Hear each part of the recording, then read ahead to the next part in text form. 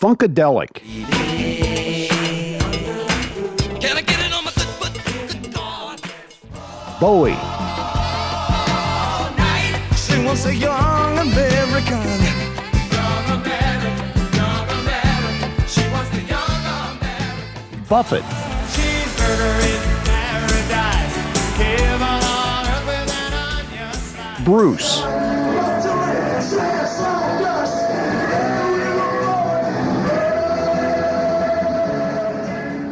Their common chord, Battista. And it was just like really kind of special for this hillbilly hick kid, 24 years old from Indianapolis. Tom Battista, the Hoosier who built a career marching to the beat of a different drummer.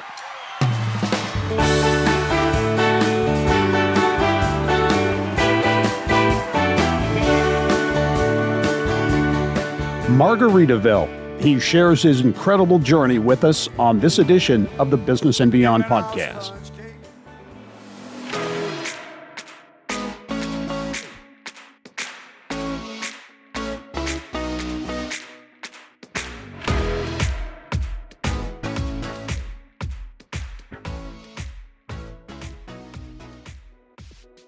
It's a long way from walking the halls of Brebeuf High School to traveling the globe as a concert stage manager with some of music's heavy hitters, including 30 years with Jimmy Buffett.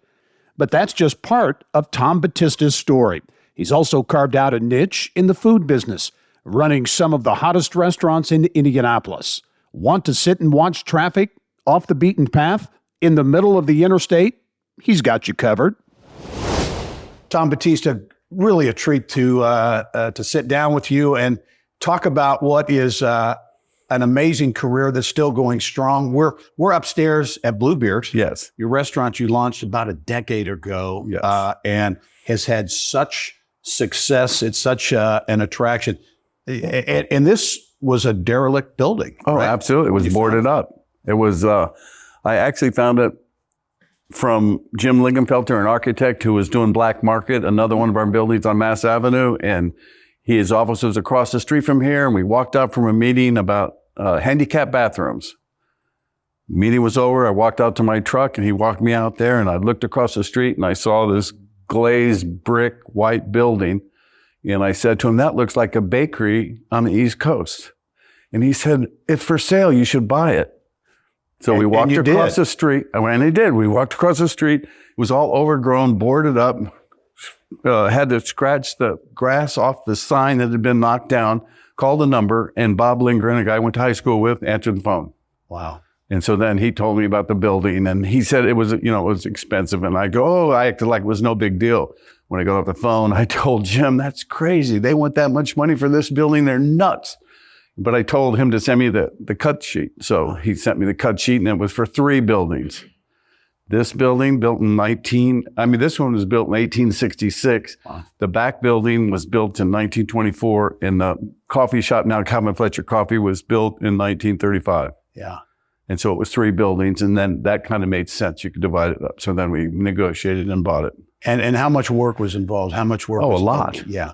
Yeah, it was, what had happened, the person who owned it had passed away, and his family, I think it was 2 daughters and a son, they weren't going to board up another window. They were through with this building. They thought, they were excited when the trail was going to come through. There was talk of the trail, but it didn't happen. And they thought because of the Depression or whatever was happening in 88 or whatever it was, they thought that it would never happen. And so they decided to dump the building. Luckily, I was the one in line. Yeah. So many restaurants, Our Bistro, Black Market, Milktooth, of course. It started on Mass Ave, right? Started on Mass Ave. The first building I bought is where Black Market was, which is currently Bodie Thai. And I bought it for my wife, who is a conservator. She restores oil paintings. Mm-hmm. And she worked at the art museum, and everybody in the conservation lab at the art museum, they all want to get out on their own. They just always talk about it. Mm-hmm. And we ended up getting her out of there, and I built the lab though in our garage.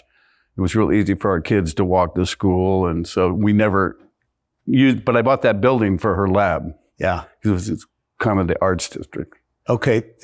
So many interesting things about you, the restaurant stuff, but the fact that for 30 years, and you just retired, right? Yes. The Jimmy Buffett stage manager, 30 years. I know. I can't imagine somebody doing that for 30 years. Yeah. But he just brings fun all over the country. Everybody, they all know the lyrics to the songs. They sing along. It's really easy on our end of it doing the production because the promoters, they love us because Jimmy sells tickets and he sells beer and he sells everything. So we get whatever we need to do a show. They're not trying to nickel dime us and not complaining about having too many people or feeding too many people. Yeah. So it really has been a pleasure for 30 years. How would you describe being on the road with Jimmy Buffett? It's like we stay in great hotels, like when we're here, what's the one, the Marriott, the new Marriott. JW. JW. Yeah. We stay in the JW, the whole crew, we come and eat at Bluebeard and Jimmy picks up the tab. I mean, that's kind of how it was. I mean, how it is and has been for 30 years. Fun? Oh, unbelievable. How we played the White House a couple times, hid out in the basement of the White House as a surprise 50th birthday for Clinton. And of course, then he comes out and hangs out with the girls, our dancers. Imagine that. But yeah, it's just been a great adventure. How did that start? And Buffett is just one of the entertainers you've worked I've worked for a lot of different entertainers. Started at IU, right? I did. Well, I majored in history at IU, not theater. Okay. So it's unusual to take a history degree and get in the entertainment business. But that's just kind of, if you have your blinders off, some things just kind of happen. Yeah. How I got in the business, I had just graduated. I had bought some land in southern Indiana, and I was up here making money to try to get a well because I had to carry water to my cabin in the woods. Yeah. What happened, my roommate, freshman and sophomore year at IU, was from Dayton, Ohio, and he actually lives in England. He gave up his citizenship here. He lives in England, but he convinced me that our whole society was going to collapse. It was during Nixon, who was kind of not telling the truth, and then so we figured that we better learn how to live off the land. And so we went and looked for land in Brown County, and it was $800 to $1,000 an acre on a ravine where you couldn't even have a garden. Yeah. And our idea was we needed to have something that you could live off the land, but we couldn't afford that much money. The next semester, he got flat feet, which got you out of the draft. So he was able to drop out of college. He hitchhiked out to California to see his cousin who was a firefighter, and he decided not to do that. He was coming back through southern Indiana, and a traveling salesman saw this, they were going past this farm with this white fence all the way around it. And he said that there was land down here for $100 an acre. So he got out of the car, hitchhiked to Bloomington, found me, and we went back to Paoli that day, and we went to 4 different realtor offices. And of course, we had long hair and stuff like that. The first 3 had no land for sale. The last guy, Paul Wainick at United Farm Agency, he had a stack of papers that thick of land for sale. And he said he would show us and take us around the county, but not today because it was 4 o'clock. He was going home, come back tomorrow. So we went back tomorrow, found some land, and we were really excited. This was going to be great. I mean, we didn't really do any research, but we saw this land. It was isolated on a gravel road. So we went back to his office. We're filling out the paperwork, and by God, you can't enter into a contract in Indiana unless you're 21, and neither of us were 21. Now you can't drink, but you could go to Vietnam, kill or be killed, but you couldn't enter into a contract. So Paul Wainick said he would hold it for us, and that, and we were going to be, in June, I would turn 21. And he in fact held it, but Bill Becker, my buddy and partner, took off following the Who, went to England, found a girl, married her, and he still lives in Torquay to this day.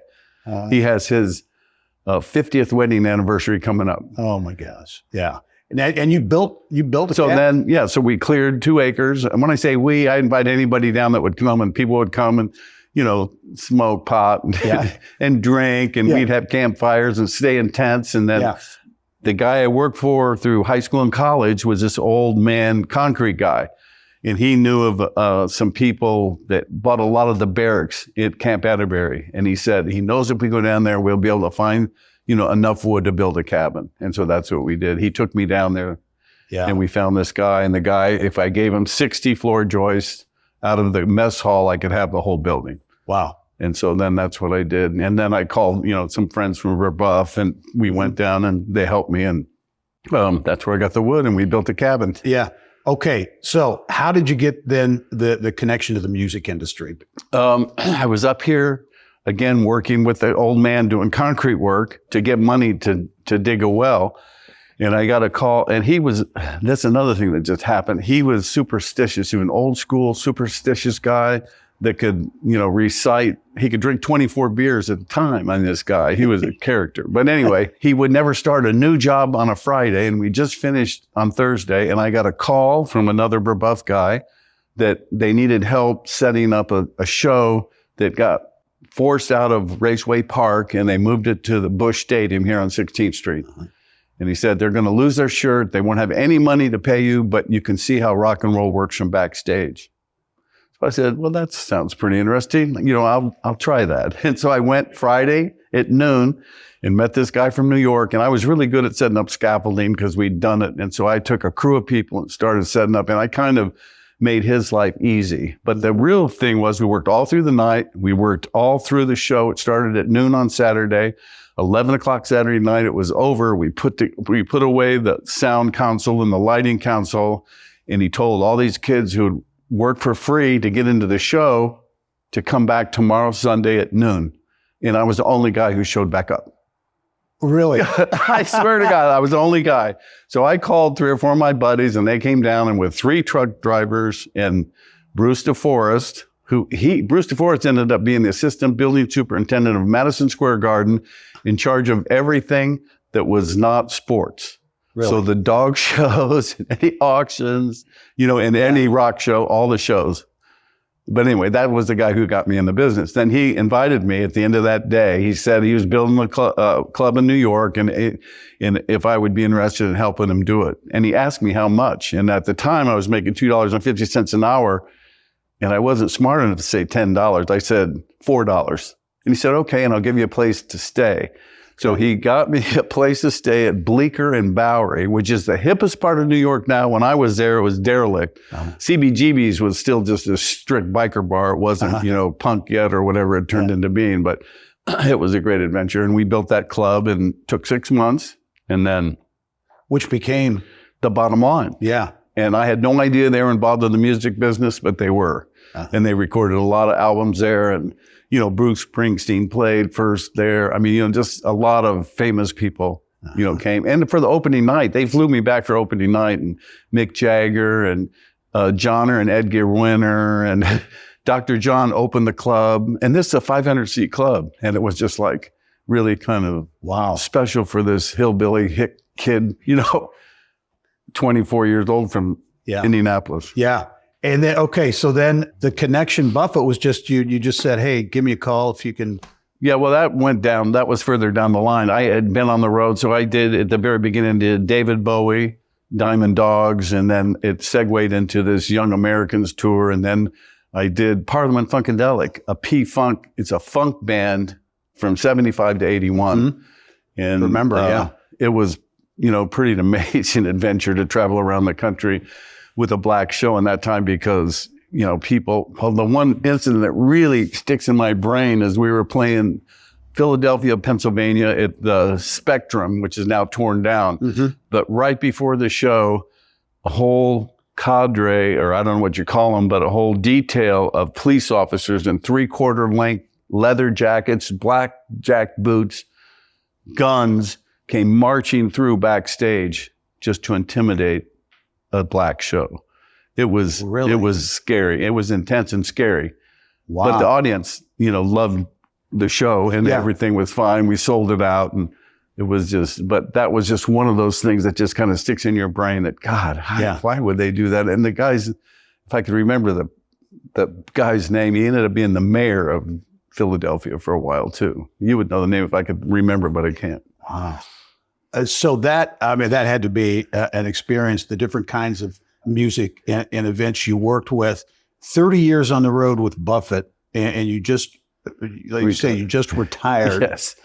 How many weeks a year? Well, with Jimmy, we were down to 20 weeks a year, and we would do it in little 2 weeks things. So you do, 25 or 30 shows over those times. You'd go out for 2 weeks and do 3 or 4 shows. Then you're off for 3 or 4 weeks. It was a wonderful thing. And his show was the smallest show that I'd ever done, the simplest, easiest show to do. Yeah. And also there was no risk to any promoter. So they would take care of all of our needs.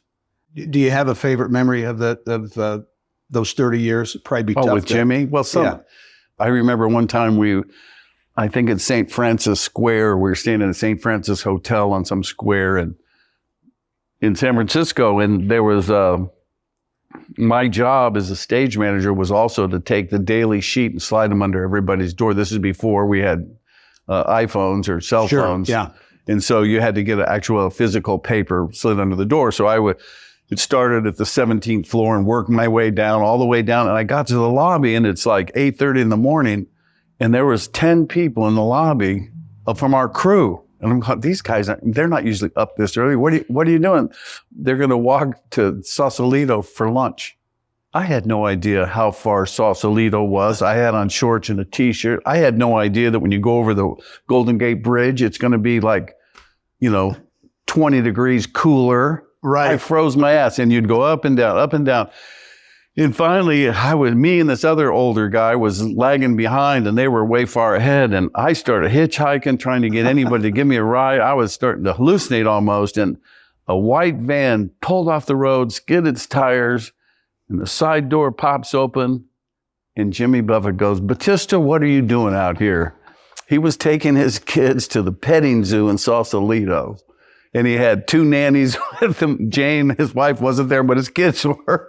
And it was just like, I got in that van. I was getting in that van no matter who it was. Yeah. But he gave us a ride into town, and then I had lunch and took the ferry home. And I took a cab from the dock, even though it was only 6 blocks away. To describe your job. Yeah, you mentioned stage manager. Yeah. So I'm basically, it's one of the best jobs because I'm the day of show guy.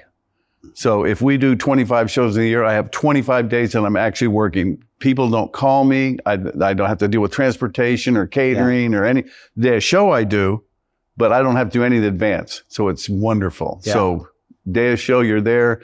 Make sure all the stagehands are there, divide them up and give them to different departments, working on planning the out and talking to the local stagehand people, making sure that they know what we're going to do and how many people we need and that kind of thing. Yeah. And then, for the show, actually go get Jimmy, take him to Radio Margaritaville or whatever thing he's doing at that, time.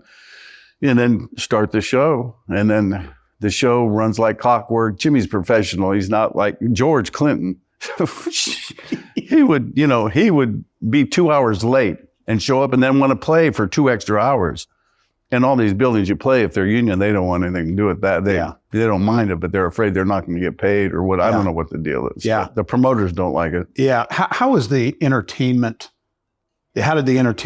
game change over the course of those 30 years? Well, when I first started, the crew and the band and the star all stayed in the same hotels. We all traveled together. It was just like more, it was easier to be family. And it was, sex, drugs, and rock and roll. It was like wonderful. Yeah. But then as they started getting more and more money in it, all of a sudden, the lead guy has his own planes. Yeah. And they get off the bus and then the band starts flying. Well, the crew always has taken the buses. And that's how I prefer to travel anyway. I don't want to, on my day off. And Jimmy doesn't do back-to-back shows. So we always had days off in every city. And we always stayed in the downtown areas. We didn't stay out of Deer Creek, right. In the middle of nowhere. We always did that at every city. So I've gotten to know a lot of cities, which is another reason why I like bread and why I did Amelia's, because when I would get back home, there was no bakery that actually made good Italian style, real bread. Yeah. I was going to ask you about that. How it evolved into this restaurant bakery business. So part of it, kind of an outgrowth of being on the road. Well, the bread definitely was. I mean, that was my mission was to do that. And that's why I bought these buildings to do the bread. My son, who was a second-year law student at the time, had a buddy, and they found a liquor license for $1,000 right before the Super Bowl that was here. Oh, And so everybody, the 12, city yeah. wanted all these little restaurants to be able to serve liquor and make our city kind of hipper. So they had 94 licenses available with the new census. There was 94 more. Interesting. Yeah, I didn't know that. Yeah. But they made the rule that you could only buy one, and you had to have an address to put it at to keep the people that buy and sell liquor licenses. They would have come in and bought them all. Right. And they would have bid it up, and it would have been really high. Yeah. Well, as it was, there weren't 94 bidders. So we got one for $1,000, a 3-way license that the week before would be 35 or 40,000. And so then that was the thing for him then to start with. And then he had to start a restaurant. Mm-hmm. And so that's what we worked on. Yeah. Your restaurants, again, I know we touched on it, but you identify buildings that are in bad shape, basically, Yes. right? And then derelict areas. You bring them to life, and that's your model, right? That is kind of, and we tried to do that at the Can, but unfortunately, the building we picked out, this church, and we had great plans. We had it figured out how we could get 3 theaters in this old 1921 church. And what happened was, as soon as we hired our architect, Jim McQuiston, who hired an engineering firm, they had me do some holes in the basement so they could see the foundation. And they said, that foundation will not hold, it's already sinking, it will not hold another thing. And when you do movie theaters, you have to put soundproof walls in. So that wasn't going to work. So we had to then go back to DMD, and it was a nightmare through the city. They just didn't see the value of that being in the neighborhood, even though it's on the edge of a neighborhood. Yeah. But it ended up being, it's a great asset to Windsor Park and Spades Park, which is right next to it. Yeah. You have so many things going on. One of your, I think, most interesting projects is the Idol, right?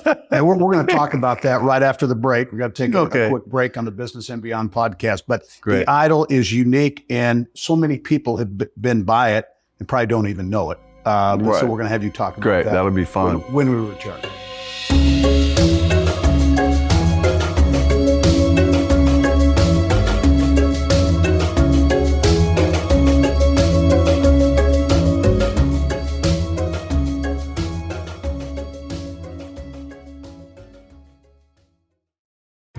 At PNC Bank, we're committed to making a difference in the lives of our customers and communities by helping them move forward financially.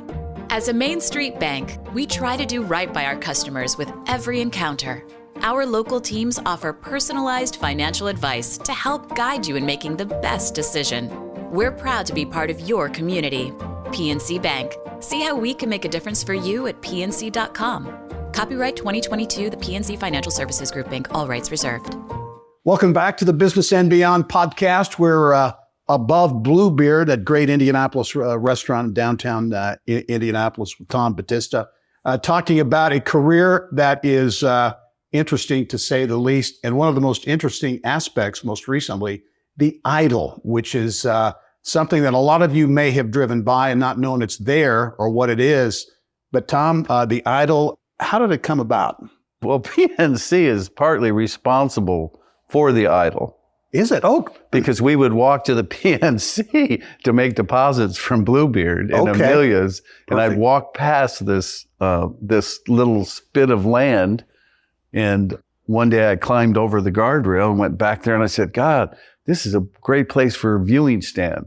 And it brought to mind a viewing stand. I was with Mariah Carey, and we were playing Taipei, and had this stadium there, and there's a viewing stand with, I don't know if it was Shanghai Shek picture up there, but it was a viewing stand where people, all the generals would sit, and then people would march by. And I thought that would make a great place for a viewing stand. We could just view the cars. That's how that's where the idea came from. One of the ideas, and the other one, of course, is the trail in New York, the High Line. There's a place in the High Line where you can sit down and eat lunch right over a street and watch all the traffic. So that was another inspiration. Talk about the intent, what you want to accomplish. Well, it took 6 years to do. Of course, the Federal Highway Administration didn't want it to happen.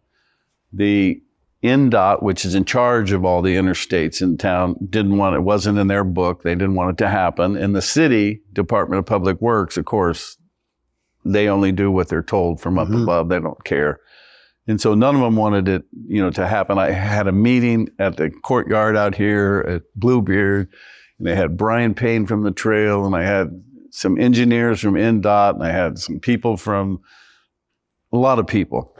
And, they said, oh yeah, that sounds like a great idea. And the idea was to reunite the neighborhoods that were divided by the interstate. And Brian Payne told me that 17,000 people were dislocated when they built the interstate through our city. 17,000 people. And it was just like horrible. So, I told them we want to rejoin the neighborhoods. This is a place where both sides can come and we can talk. And talk about the neighborhoods. Which neighborhoods are we? You're talking about Fountain Square on one side, and that's where St. Pat's is, and Holy Rosary over here, Fletcher Place. And also Bates Hendricks was all divided when the interstate came through. And so they said, oh yeah, and they just kind of put me off, but I kept pushing it. And finally, I talked to Andre Carson's office. I called him because he was on a transportation thing for the government. Right. So I said, well, God, if we can get those people, because they're the actual owners of the land, that maybe that would work. Well, he had arranged a meeting with two people from the Federal Highway Administration that were in town for a meeting, and we got a 30-minute slot to be able to pitch our deck to them. So I, brought a couple people with me, and we went to this meeting, and it wasn't going to start out very right, because you go in this room and you have a choice. You can sit around this table or the other end of the table, and we were sitting at one end, and when they came in, they went to the opposite end of the table, 20 chairs away, and I'm thinking, oh God, this is not good. I'm going to go, So anyway, we're into this, doing the pitch, and I had, I had drawn, by then I had some drawings of it, and my original ones were just on a napkin, actually. And they were still being just, no. And I finally got up and I said, look, if you put the interstate through 20 years earlier, my mother's a Murphy, St. Pat's is in Fountain Square, my dad's Italian, Holy Rosary's over here. They probably would have never met, and I wouldn't even be here. And they all got a laugh out of that, and it actually sunk in. That kind of clicked with them. That kind of clicked with them. So then that's kind of got the ball rolling. Yeah. And then after they said the okay, so this is 4.5 years in, they said, oh yeah, you can do that. I was so excited, but then you had to raise the money. And so again, the bank, PNC Bank, they have a program to help neighborhoods that they're in. And there was a woman there, and I can't remember her name. It's killing me that I can't mention her name, but she said, we're sorry, we can't do it. That's in a no man's zone between Fletcher Place and here. So it's just outside of the boundaries where they could actually give us a little seed money. But she said, check out Patronicity. And so the Patronicity was this, and it's still around. They were in Michigan, Indiana, and Massachusetts.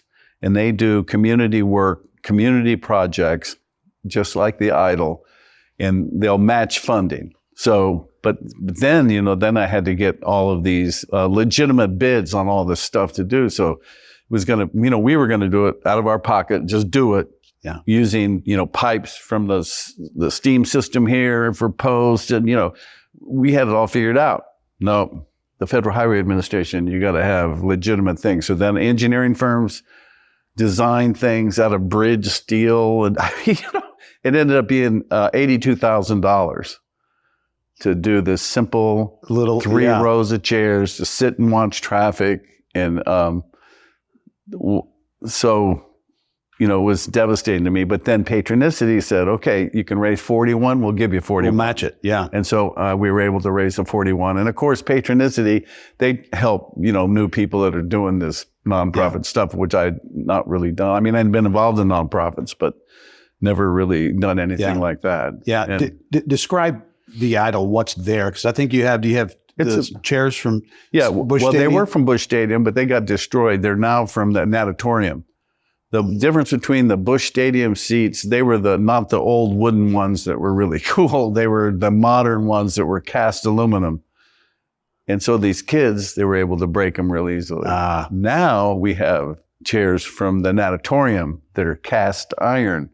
So if they kick them, they can break their foot before they break.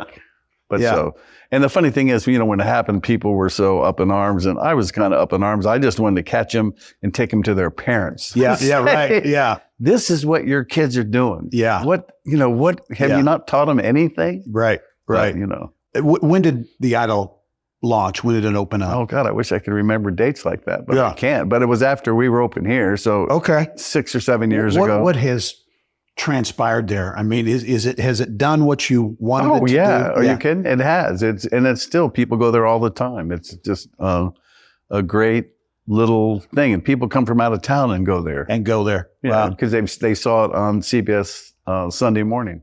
Yeah. Well, but Jane Pauley didn't come though. That kind of pissed me off because she's from here. Exactly. But it was Luke Burbank, Yeah. and he's a great guy too. Yeah. You are very passionate about Indianapolis, right? And Oh, yeah. downtown. Yeah, and Indiana. doing yeah. That fits into this whole Well, equation. I kind of blame a little bit on Brebeuf because they always put in our brains, it's for others. You're here for others, no matter what, you're for others. And so when I move into any area or community, I start picking up trash, and we're there and we're going to make it better. And it's, we volunteered for the original Jazz Fest when it was on Mass Avenue. We put 42 bike racks in before the Monon Trail even came down. Really? Yeah. Yeah. We had to raise money to do it. And that's another story. When we got, it was $4,200, and I went to Brian Payne, and he was going to match. So we got $1,100, and he matched it, so we had 42. No, we had $2,200 or something, but we could only get half. They would have charged $200 a piece for the chairs to install them, 100 to install them, 100 for the chair. And I said, we'll install them. Yeah. So then I got my kids, Ed and Vicky, when they were younger, and Sherry, and we went along. I had extension cords and hammer drills, and we installed them all. Yeah. Wow. So, What's next, Tom? I have a thing that I want to do. I want to get an old R32 subway car from New York City and put it over the Mighty Pogues Run, which is at Newman Street. Newman Street is the street behind Circle City Industrial Complex and the Spay Neuter Clinic. There's a little street there called Newman Street, and there used to be a bridge there. So the bridge abutments are still there. So if I can get one of these subway cars without the wheels, I can pick it up with a crane and just set it there, cut the ends of it open, and make a safe passage for people to get over Pogues Run. Right now, you go down to Commerce Street, and it's like a little raceway park, 2 lanes of traffic each way, and they're racing. As soon as it's stoplight, they get over the railroad track, and they're just speeding through there. If I had little kids, I wouldn't want to cross that bridge, with a baby carriage. It's just too scary. Yeah. But so this will be a safe way to get people across the bridge, and it'll be a thing that people will come to see. People will go, oh God, did you see it? And they're stainless steel cars, so you can keep the graffiti off of them. Yeah. Not the inside, but the outside, you can keep the graffiti off of it. How soon do you think you can? Well, I've been working on it. I don't know. People say, but they always said I could never do the Idol. So yeah, I think we can make it happen. Well, we're going to look forward to seeing the progress on that. Yeah. Tom Battista, Hey, it's been a real it's treat. been my pleasure Indianapolis meeting is you lucky to have you and all of the great things you're doing. Thanks for being here. Well, I appreciate it. Go to the Can. Okay. Yep. Join the Can. It's a nonprofit, 501c3, great for the city. Join. Okay. There's the pitch right there. There you go.